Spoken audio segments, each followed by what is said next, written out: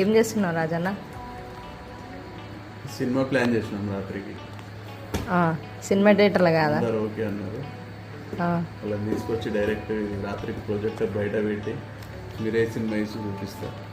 సరే తరలే, ఎన్నెన్నో అనుకుంటాం, అన్ని జరుగుతాయి ఏమిటి? అందరు థియేటర్లు అనుకుంటారు.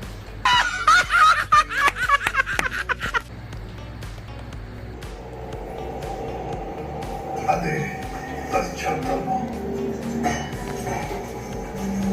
తాను సాధించిన గెలుప ఓటమా అర్థం కాలేదు.